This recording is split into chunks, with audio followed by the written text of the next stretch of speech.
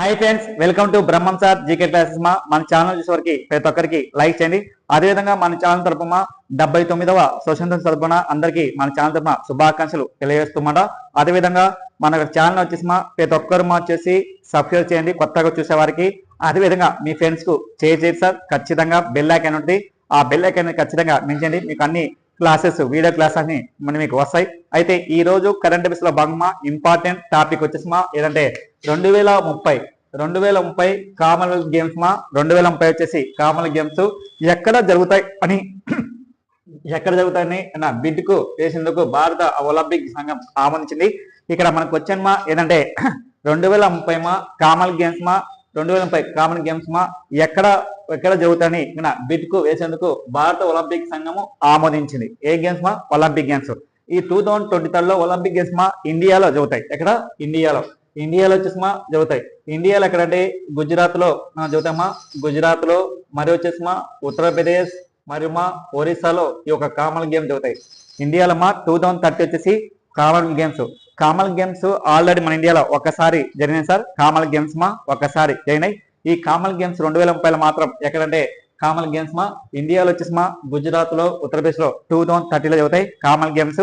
ఈ common games అంటే ఏంటంటే బ్రిటిష్ వాళ్ళు పరిపాలించిన దేశాలు ఏమంటే కామన్వెల్త్ గేమ్స్ అంటారు. బ్రిటిష్ వాళ్ళు పరిపాలించిన దేశాలు వచ్చేసి ఏ గేమ్స్ అంటే కామన్ గేమ్స్ అంటారు. ఈ కామన్ గేమ్స్ మరొక పేరు వచ్చేసి అంటే బ్రిటిష్ ఎంపైర్ గేమ్స్. ఏ గేమ్స్ బ్రిటిష్ ఎంపైర్ గేమ్స్ అని అంటారు అనమాట. ఈ గేమ్స్ బ్రిటిష్ ఎంపైర్ గేమ్స్. మళ్ళీ సార్ ఈ గేమ్స్ మరొక పేరు బ్రిటిష్ ఎంపైర్ గేమ్స్.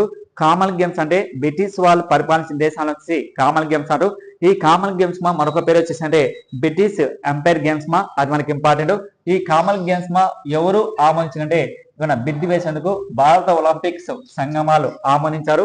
అదేవిధంగా ఈ కామన్ గేమ్స్ ఎస్టాబ్లిష్ ఎప్పుడంటే 1930లో ఎస్టాబ్లిష్ చేశారు అనమాట. 1930లో Olympic games common games establish చేశారు. ఫస్ట్ కామన్ గేమ్స్ 1930లో ఎక్కడంటే కెనడాలో ఎక్కడ జరిగిందంటే హోమీ మిల్టన్. 1930లో వచ్చేసి ఏ దేశం అంటే కెనడాలో ఎక్కడంటే హోమీ మిల్టన్. సెకండ్ గేమ్ 1934లో వచ్చేసి ఎక్కడంటే సిడ్నీలో ఆస్ట్రేలియా. అయితే మన ఇండియాలో 2010లో కూడా కామన్ గేమ్స్ ఎక్కడంటే ఢిల్లీ జరిగిందన్నమాట. ఇక్కడ ఢిల్లీలో 2010లో వచ్చేసి ఢిల్లీ జరిగిందన్నమాట. ఈసారి 2030లో కామన్ గేమ్స్ 20 years తర్వాత ఎక్కడ అంటే ఇండియాలో అనమాట. అయితే సిడ్నీలో వచ్చేసి ఆస్ట్రేలియాలో ఈ గేమ్ జరుగుతాయన్నమాట. నెక్స్ట్ 2026 ఎక్కడ జరుగుతుంటే గ్లాస్గో ఎక్కడంటే స్లాట్లాండ్. 2026 23వ మ్యాచ్ ఎక్కడంటే గ్లాస్గోలోని స్లాట్లాండ్ లో జరుగుతాయన్నమాట. జూలై 23 నుంచి ఆగస్టు 2 వరకు వచ్చేసి కామన్ గేమ్స్. 2026లో వచ్చేసి 23వ మ్యాచ్ ఎక్కడంటే గ్లాస్గోలోని స్లాట్లాండ్ లో జరుగుతాయన్నమాట. నెక్స్ట్ 2030లో వచ్చేసి ఎక్కడంటే 2030 ఎక్కడంటే ఇండియాలో జరుగుతామట. ఎన్నో మ్యాచ్ అంటే 24 మ్యాచ్. అయితే ఈ కామన్ గేమ్స్ లో మనకి ఎక్కువ సార్లు అంటే కామన్ గేమ్స్ అంటే ఏంటంటే బ్రిటిష్ వాళ్ళు పరిపాలించిన దేశం కామన్ గేమ్స్ అంటారు. ప్రపంచంలో అత్యున్నమైన గేమ్స్ ఒలింపిక్ గేమ్స్ తర్వాత సెకండ్ అత్యున్నమైన గేమ్స్ ఏంటంటే ఏషియన్ గేమ్స్. మూడో గేమ్స్ ఏంటంటే కామన్వెల్త్ గేమ్స్. ఈ కామన్ దేశం అంటే కేవలం కామన్ దేశాలు మాత్రమే పాల్గొంటాయన్నమాట.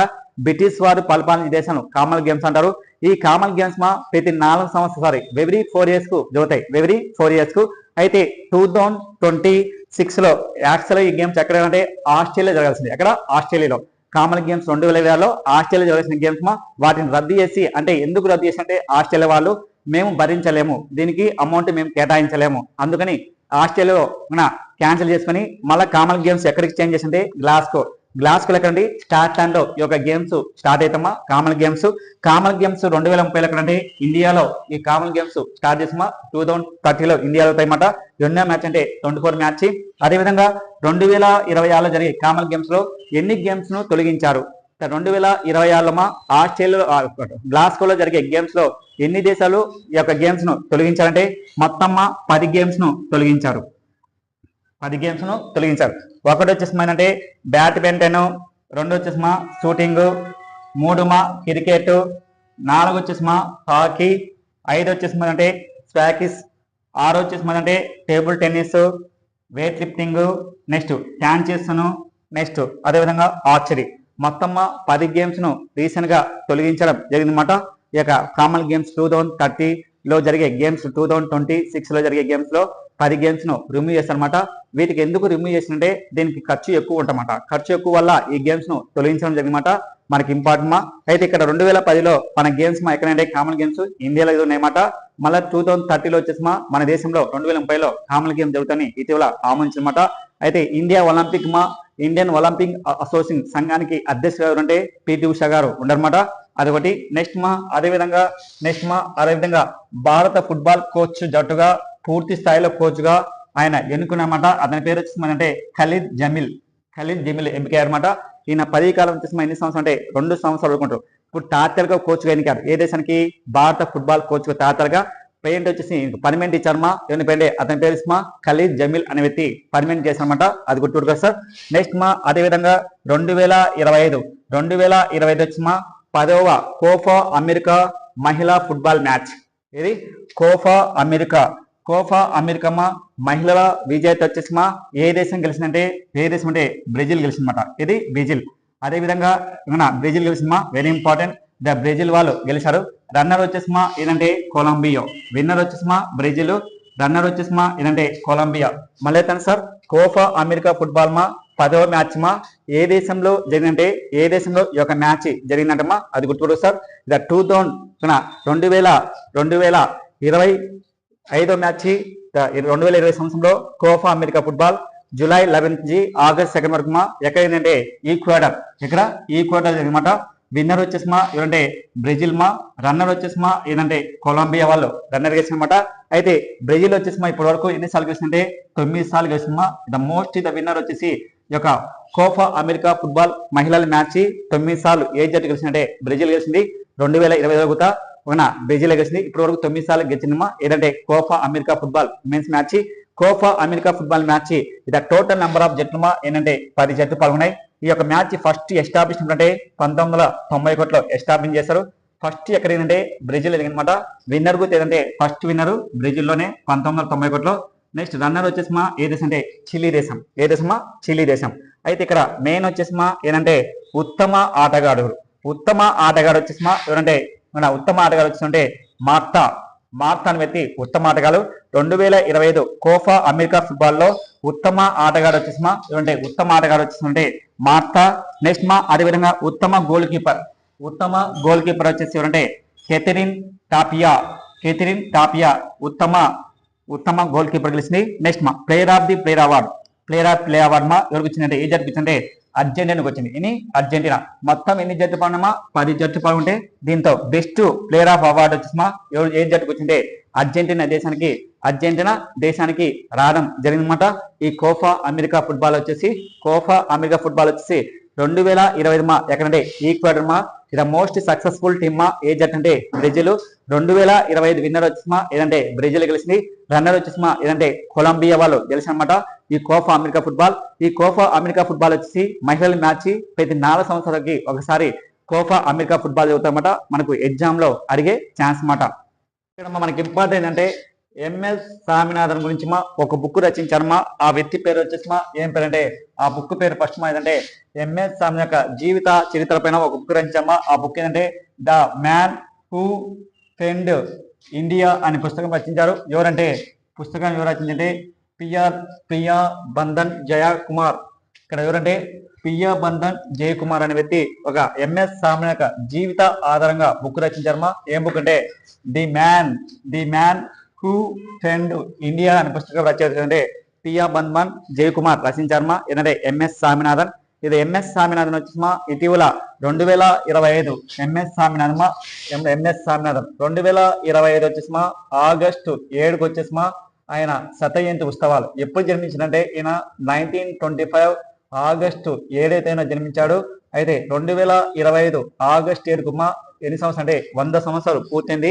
ఈయనకు 100 సంవత్సరాలు పూర్తేందుకు శతజయంతి ఉత్సవాలు ఇండియా ప్రైమ్ మినిస్టర్ మోడీ గారు ఘనంగా జరిపారన్నమాట. ఎంఎస్ స్వామినాథన్ వచ్చేసి ఎవరంటే మన దేశానికి గ్రీన్ రెవల్యూషన్ పితామహుడు, హరితవిత పితామహుడు. ఈయన 1996 వచ్చేసి హరితవి ప్రభుత్వాన్ని రచించారు. గ్రీన్ రెవల్యూషన్ ప్రారంభించారు. ఎవరు ప్రారంభించంటే ఎంఎస్ స్వామినాథన్. ఈ యొక్క ఎంఎస్ స్వామినాథన్ వచ్చి గ్రీన్ రెవల్యూషన్ పితామహుడు. ఎంఎస్ స్వామినాథన్ వచ్చి ఎన్నో విప్లవాలు తేవడం జరిగిందన్నమాట. అదేవిధంగా ఈయన ఇంటర్నేషనల్ రైట్స్ రీచ్ చేసేందుకు రీసెర్చ్ సెంటర్ కు ఉన్న చైర్మన్ గా డైరెక్టర్ జనరల్ గా పనిచేశాడు. అదేవిధంగా ఇండియన్ రైస్ రీసెర్చ్ సెంటర్ కూడా డైరెక్టర్ గా పనిచేశాడు అనమాట. ఈయనకు అవార్డులన్నీ వచ్చినమ్మా Padma Bhushan, Padmashri, next Padma Vibhushan, Raman మెగస్ award, world food praise, Bharat award 2024లో Bharat award వచ్చింది. ఎవరంటే ఎంఎస్ స్వామినాథన్. ఈ ఎంఎస్ స్వామినాథన్ గ్రీన్ రెవల్యూషన్ పితామహుడు. ఇతను ఏ స్టేట్ అంటే తమిళనాడు రాష్ట్రానికి చెందిన పర్సన్ అమ్మా. ఈయన 2023 సెప్టెంబర్ 28న చనిపోయాడు. అయితే పుట్టింది మాత్రం 1925 ఆగస్ట్ 7న జన్మించాడు ఎంఎస్ స్వామినాథన్. ఈ యొక్క ఎంఎస్ స్వామినాథన్ ఆయన పేరు మీద కూడా గుర్తుగా కేంద్ర ప్రభుత్వం వచ్చి ఎంఎస్ స్వామినాథన్ శాంతి పురస్కార అవార్డు ఇస్తున్నారన్నమాట. ఈ యొక్క ఎంఎస్ స్వామినాథన్ మన దేశానికి గ్రీన్ రెవల్యూషన్ పితామహుడు. వ్యవసాయ రంగంలో ఎన్నో విప్లవాదాది తీసుకుని రావడం అనమాట. అదేవిధంటే ఎంఎస్ స్వామినాథన్ గారు. ఈ యొక్క ఎంఎస్ స్వామినాథన్ గుర్తుగా 2025లో శతజయంతి ఉత్సవాలు ఇండియా ప్రైమ్ మినిస్టర్ మోడీ గారు ఢిల్లీలో శతవిజయం ఉత్సవాలు ఘనంగా జరుపుకున్నమాట. అది గుర్తుపెట్టుకోవాలి. అయితే ఎంఎస్ స్వామినాథన్ పైన ఒక బుక్ రచించారు, the man who friend India అనే పుస్తకం. ఎవరంటే పిఎఫ్ బంధన్ జయకుమార్ గారు రచించారన్నమాట. వెరీ ఇంపార్టెంట్ మా ఎంఎస్ స్వామినాథన్. నెక్స్ట్ మా అదేవిధంగా ఇక్కడ సింగపూర్ ఉప ప్రధానమంత్రి మన దేశానికి రావడం జరిగిందన్నమాట. మన 2 రోజులు ప్రకటన సందర్భంగా మన దేశం రానమాట. అతని పేరు ఏంటంటే యాంగ్. ఎవరు? యాంగ్ అనే విత్తనం. అంటే సింగపూర్ ఉప ప్రధానమంత్రి 2 రోజు ప్రకటనకు విదేశీ ప్రకటనకు మన దేశానికి రావడం జరిగిందన్నమాట. ఏంటంటే యాంగ్. ఇతను ఉప ప్రధానమంత్రి వచ్చేసి యాంగ్ అనే వ్యక్తి మన దేశానికి రాష్ట్రపతి, మన దేశానికి రాష్ట్రపతి ద్రౌపది ముర్ముతో కలిశారన్నమాట. అదేవిధంగా వీళ్ళిద్దరి మధ్య మన దేశానికి సింగపూర్ మధ్య ఎన్ని ఒప్పందాలు అంటే 5 రంగాల ఒప్పందాలు జరిగినమాట. ఒకటి వచ్చేసి ఏదంటే వాణిజ్యంలో, 2 వచ్చేసి డిఫెన్స్ లో, 3 వచ్చేసి సాంస్కృతికంగా, 4 వచ్చేసి విద్యా రంగంలో, 5వ రంగంలో అదే పెట్టుబడులు. మొత్తం వచ్చేసి 5 ఒప్పందాలు జరిగినమాట. ఏ దేశం మధ్య అంటే ఇండియా మరియు సింగపూర్ మధ్య ఒప్పందాలు వచ్చేసి 5 అగ్రిమెంట్ జరిగినాయి. నెక్స్ట్ అదేవిధంగా ఎన్డీబీలో న్యూ డెవలప్మెంట్ లో కొత్తగా ఎన్ని దేశాలు కొత్తగా చేరినాయి? ఎన్డీబీ అంటే న్యూ డెవలప్మెంట్ బ్యాంకు. ఎన్డీబీ అంటే న్యూ డెవలప్ బ్యాంక్ లో కొత్తగా 2 దేశాలు చేరినాయి. ఏదంటే కొలంబియా, ఉజ్బెకిస్తాన్. ఏది? కొలంబియా, ఉజ్బెకిస్తాన్ చేరినమాట. ఆగస్టు 6వ తేదీన చేరిమా. ఆగస్టు 6వ తేదీన సభ్యత్వం పర్మనెంట్ నెంబర్ గా కొలంబియా, ఉజ్బెకిస్తాన్. ఎన్డీబీ అంటే ఏంటంటే new development bank. New development bank ఈ ఎన్డీబీ దేంతో సమానం అంటే బిక్స్ కోసం ఏర్పడిన సంస్థ ఏదంటే ఎన్డీబీ. ఈ యొక్క ఎన్డీబీ వచ్చేసి దేనికోసం ఏర్పడిందంటే బిక్స్ కోసం ఈ సంస్థ ఏర్పడినమాట. ఏ బ్యాంక్ అంటే ఎన్డీబీ. బిక్స్ యొక్క లక్ష్యం అంటే బిక్స్ లో మొత్తం 10 దేశాలు ఉంటాయి. ఈ 10 దేశాలు కొత్తగా ఏ దేశం కొత్తగా జరిగిందంటే ఇండోనేషియా జరిగిందన్నమాట. బిక్స్ లో ఈ బిక్స్ కోసం ఒక బ్యాంక్ స్థాపించారు. ఆ బ్యాంక్ ఏంటంటే ఎన్డీబీ. ఎన్డీబీ అంటే న్యూ డెవలప్ బ్యాంకు. ఈ యొక్క న్యూ డెవలప్ బ్యాంక్ యొక్క లక్ష్యం అంటే బిక్స్ యొక్క లక్ష్యం ఏంటంటే మెయిన్ వచ్చేసి ఆర్థికంగా డెవలప్ చేయాలి. ఆర్థికంగా డెవలప్ చేసుకోవడం కోసం ఆర్థికంగా డెవలప్ కోసం ఏ బ్యాంక్ స్థాపించమా? ఎన్డీబీ. ఎన్డీబీ అంటే new development bank. New develop bank establish అంటే జూలై 1, 2014లో స్టార్ట్ చేసినప్పుడు అంటే జూలై 1, 2015లో స్టార్ట్ చేశారు. హెడ్ క్వార్టర్ వచ్చేసి ఎక్కడంటే చైనాలో ఎక్కడంటే షాంఘై. చైనాలో అక్కడ షాంఘైలో ఏర్పడమాట. చైనా ఎక్కడమ్మా? షాంఘైలో ఏర్పడమాట. ఏ బ్యాంకు? ఎన్డీబీ. ఎన్డీబీ అంటే న్యూ డెవలప్మెంట్ బ్యాంక్. ఎక్కడంటే చైనాలో వచ్చేసి షాంఘైలో ఏర్పడమాట ఎన్డీబీ. అదేవిధంగా ఎన్డీబీలో మొత్తం దేశాలు వచ్చేసి ఇది టోటల్ నెంబర్ ఆఫ్ కంట్రీస్ ఏంటంటే మొత్తం ఎన్డీబీలో బ్యాంక్ లో మొత్తం దేశాలు వచ్చేసి ఎన్ని ఉంటాయి? దాదాపు 12 దేశాలు ఉన్నాయి. ఇన్ని 12 దేశాలు ఉంటాయన్నమాట ఎన్డీబీలో టోటల్ కంట్రీస్ అయితే ఎన్డీబీ ఫస్ట్ అధ్యక్ష ప్రెసిడెంట్ ఎవరంటే కేవి కామంత్. ఎవరు? కేవి కామంత్. ప్రెసిడెంట్ వచ్చేసి ఎండి వచ్చేసి అధ్యక్షులు లేదా ఎండి వచ్చేసి ఎవరంటే దిల్మా రోసఫ్. ఎవరు? దిల్మా రోసఫ్. ఎవరంటే బ్రెజిల్ మాజీ అధ్యక్షురాలు. ఏంటంటే ఏ బ్యాంకు? ఎన్డీబీ. ఎన్డీబీలో కొత్తగా 2 దేశాలు కొలంబియా, ఉజ్బెకిస్తాన్ చేయాలన్నమాట. Very important. ప్రపంచంలో మనకి ఎగ్జామ్ అడిగే ఛాన్స్ మాట.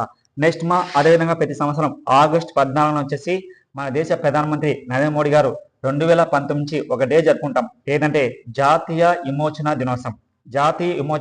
అంటే ఆగస్టు 14 ఉంటాం.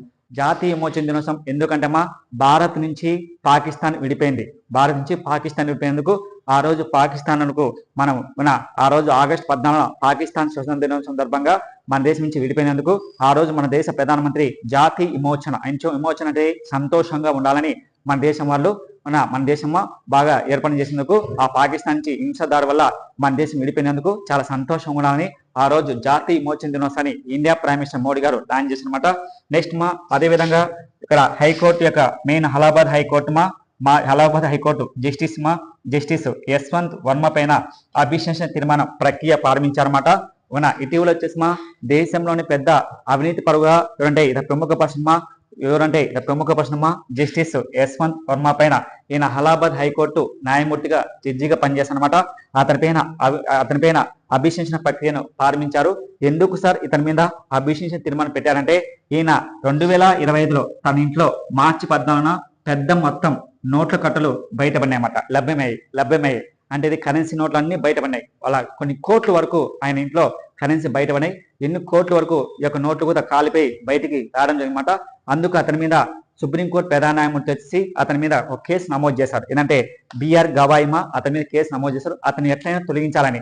అయితే అభిశంసన తీర్మానం తొలగించాలంటే భారత రాజ్యాంగంలోని లోక్సభలో ఎంతమంది సైన్ చేయాలంటే లోక్సభలో ఎంతమంది సైన్ చేయాలంటే 100 మంది సైన్ చేయాలి. రాజ్యసభలో ఎంతమంది సైన్ చేయాలంటే 50 మంది సైన్ చేయాలి. సైన్ చేసిన తర్వాత ఒక వ్యక్తిని తొలగించాలంటే లోక్సభలో ఎంతమంది 100 మంది, రాజ్యసభలో ఎంతమంది 50 మంది సైన్ చేయాలి. లోక్సభలో 100 మంది సైన్ చేసిన తర్వాత ఎవరికి పంపించాలంటే లోక్సభ స్పీకర్ కు లేఖ పంపించాలి. ఒక వ్యక్తిని తొలగించాలంటే మినిమం ఒక వ్యక్తిని తొలగించాలంటే జడ్జిని తొలగించాలంటే మినిమం వచ్చేసి ఎంతమంది సైన్ అంటే 100 మెంబర్స్, రాజ్యసభకి అయితే 50 మంది. తొలగించిన తర్వాత ఆ లేఖ వచ్చేసిమా ఎవరికి అంటే లోక్సభ అయితే లోక్సభ స్పీకర్ కు, రాజ్యసభ అయితే రాజ్యసభ చైర్మన్ కు ఇవ్వాలి. అయితే ఇక్కడ మెయిన్ వచ్చేసి లోక్సభ స్పీకర్ కు ఎంతమంది సైన్ చేసి అతన్ని తొలగించాలని ఎంపీతో సైన్ చేశారంటే మొత్తం వచ్చేసిమా ఇప్పటి వరకు 140 మంది లోక్సభ సభ్యులు సంతకం చేసి లోక్సభ స్పీకర్ అయిన ఓం బిర్లాకు అందించడం జరిగిందన్నమాట. అయితే ఓం బిర్లా వచ్చేసి అతని మీద ఒక విచారణ కమిటీ వేశారు. ఆ కమిటీలో వచ్చేసి మొత్తం 3 సభ్యులతో ముగ్గురు సభ్యులతో లోక్సభ స్పీకర్ ఓం బిర్లా వేయనమాట. ఆ నివేదిక వచ్చేసి 1 నెల లోపల ఏ విషయమైంది చెప్పాలని నివేదిక ఇచ్చారన్నమాట. అసలు ఈ కమిటీ వచ్చేసి ఏ కమిటీ అంటే విచారణ కమిటీ. ఎంతమంది అంటే 3. ఆ కమిటీకి ఎవరు అంటే అరవింద్ కుమార్ ఈరోజు అంటే సుప్రీంకోర్టు న్యాయమూర్తి. నెక్స్ట్ అదేవిధంగా వనీద్ మోహన్ వచ్చేసి ఎవరంటే మద్రాస్ హైకోర్టు ప్రధాన న్యాయమూర్తి. నెక్స్ట్ అదేవిధంగా 3వ పర్సన్ అంటే ఐబి ఆచార్య, ఈయన కర్ణాటక హైకోర్టు సీనియర్ న్యాయమూర్తిగా ఎన్నుకోవడం జరిగిందన్నమాట. వీళ్ళు ముగ్గురుతో అతని మీద ఏ విధంగా చర్యలు తీసుకోవాలి ఏం కథ అనేది నెల రోజుల లోపల లోక్సభ స్పీకర్ కు అతని పంపిస్తారన్నమాట. అయితే ఇక్కడ లోక్సభ స్పీకర్ కు పంపించిన తర్వాత ఒకవేళ నిజమైతే అతని మీద అభిశంసన తీర్మానం కేంద్ర ప్రభుత్వం ప్రారంభిస్తారన్నమాట. ఒకవేళ నిజమైతే అతని మీద లోక్సభలో అయితే 543 స్థానాలు వచ్చేసి 2/3 ఆమోదించాలి ఎంపీలు. మళ్ళీ రాజ్యసభలో 245 మెంబర్స్ లో 2/3 ఆమోదించాలి. ఈ 2 ఆమోదించిన తర్వాత ఎంతమంది హాజరైతే ఇప్పుడు 503 మందిలో అందరూ హాజరు గారు. సపోజ్ ఒక 250 మంది హాజరు అనుకో. ఈ 250 మందిలో 2/3 ఆమోదించాలి. అదేవిధంగా రాజ్యసభలో ఎంతమంది 245 అందరు హాజరు గారు. 245లో ఎంతమంది హాజరు ఎగ్జాంపుల్ 100 మంది హాజరు అనుకో. ఆ 100 మందిలో 2/3 ఆమోదించి ఎంతమంది సభ్యులు హాజరైతో అంతమంది ఆమోదిస్తే అతనికి ఎమ్మటే 2 లోక్సభలో కానీ రాజ్యసభలో కానీ 2లో ఆమోదిస్తే అతని ఎమ్మటే రిజైన్ చేస్తారు అనమాట. ఎవరు దీన్ని రిజైన్ చేపిస్తారంటే రాష్ట్రపతి ఆమె తొలగించారన్నమాట. రాష్ట్రపతి ఎమ్మటే తొలగించబోతున్నారు. ఎవరండి యశ్వంత్ వర్మపై. అయితే దేశంలోనే మొట్టమొదటిగా అభిశంసన తీర్మానంతో మొట్టమొదటిగా ఎవరంటే జస్టిస్ 2011 జస్టిస్ సౌమిత్ర సెన్ పైన ఫస్ట్ అభిశంసన తీర్మానం పెట్టారు. అతను లోక్సభ పెట్టే లోపల ఏం చేశారు, రాజీనామా చేసి పెట్టారు అనమాట. ఎవరు సౌమిత్ర సెన్. ఏ స్టేట్ వాడు, వెస్ట్ బెంగాల్ కు కోల్కతా హైకోర్టు న్యాయమూర్తిగా పనిచేశాడు. అతను ఎమ్మటే రిజైన్ చేసి వెళ్ళిపోవడం జరిగింది సార్. ఎన్ని మనకు ఇంపార్టెంట్ అయితే ఇక్కడ లోక్సభలో అభిశంసన తీర్మానం ఎవరి చేత తొలగించాలనుకుంటే సుప్రీంకోర్టు యొక్క ప్రధాన న్యాయమూర్తితో ఒక కమిటీ వేసన్నమాట. అదేవిధంగా తను ఎవరిని తొలగిస్తుంటే రాష్ట్రపతి ఎమ్మటే తొలగించారన్నమాట. లోక్సభ రాజ్యసభ సభ్యులు అతని మీద ఆమోదించిన తర్వాత తొలగించడం జరుగుతుంది సార్. అదేవిధంగా మన దేశం యొక్క హైకోర్టు వచ్చేసిమా ఈ యొక్క హైకోర్టు భారతదేశం హైకోర్టు వచ్చేమా ఆర్టికల్ వచ్చేసి 214 గురించి హైకోర్టు గురించి చెప్తుంది. భారతదేశంలో ఎన్ని హైకోర్టు ఉండే మొత్తం వచ్చి 25 హైకోర్టుమా. కొత్త హైకోర్టు వచ్చేమా ఏదంటే ఆంధ్రప్రదేశ్లో హైకోర్టు అమరావతి ఏర్పడిమా 2019 జనవరి 1న. అదేవిధంగా మన ఛానల్ చూసే వారికి కొత్తగా లైక్ చేయండి, షేర్ చేయండి. Thank you.